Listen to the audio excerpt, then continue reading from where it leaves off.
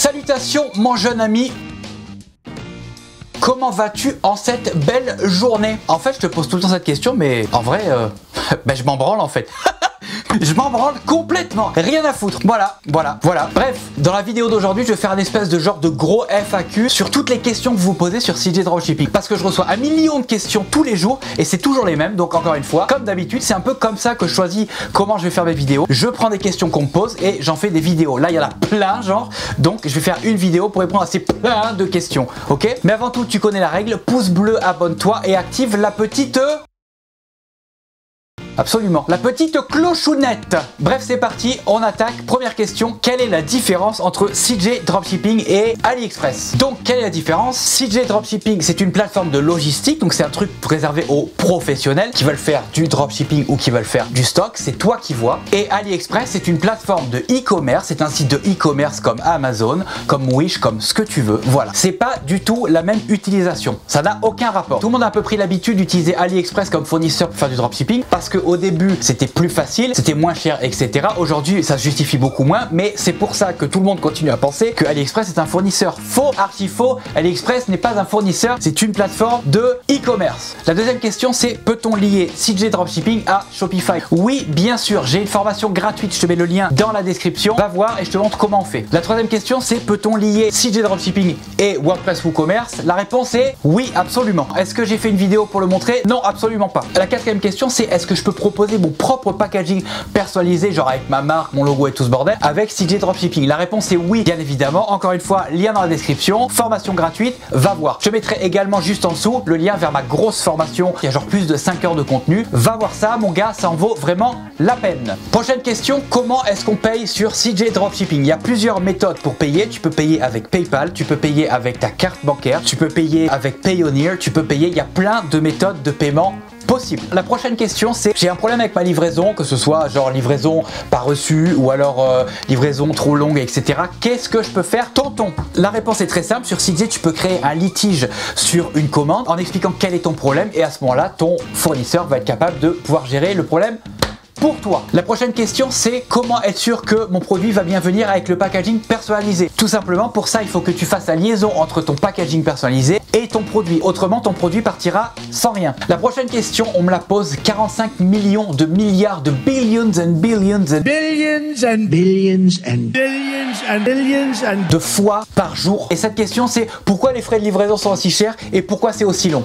Man, je suis écœuré de l'entendre cette question. Surtout qu'à chaque fois que je vois cette question, par exemple sur mon groupe ou quoi, j'y réponds et tous les jours il y a des nouveaux gars qui prennent pas le temps d'utiliser la fonction recherche et qui reposent la même question. Arrête de me poser cette putain de question. Donc concernant les délais, en fait effectivement les délais sont un petit peu plus longs. Pourquoi les délais sont un petit peu plus longs? Parce que tout simplement il y a des problèmes avec les services postaux dans tous les pays, la crise du coronavirus, tout ça tu connais premièrement, et deuxièmement avec la quarantaine les commandes en dropshipping ont explosé, donc les délais sont rallongés tout simplement. Et concernant les frais de port, écoute bien la réponse parce que je me répéterai plus. Tout simplement, c'est la loi de l'offre et la demande. Les sociétés logistiques sont limitées en nombre de colis qu'ils envoient par jour, donc premièrement. Deuxièmement, il y a moins d'avions qui volent. Troisièmement, il y a moins de place dans les avions. Quatrièmement, les frais de port explosent. C'est la loi de l'offre et la demande, tout simplement. Donc s'il te plaît, arrête de poser cette question. Merci. Donc t'inquiète pas, quand toute cette histoire-là sera passée, les frais de port vont redevenir à la normale. La prochaine question que je vois tout le temps aussi, c'est si mon client a acheté plusieurs objets, est-ce qu'ils vont tous arriver dans le même colis? La réponse est oui. Ça va te permettre en plus de sauver de l'argent et puis de faire des clients plus satisfaits. Voilà. La prochaine question, c'est est-ce que je peux envoyer mes produits depuis les États-Unis vers l'Europe par exemple? Et je vais répondre à cette question par une autre question. Quel intérêt?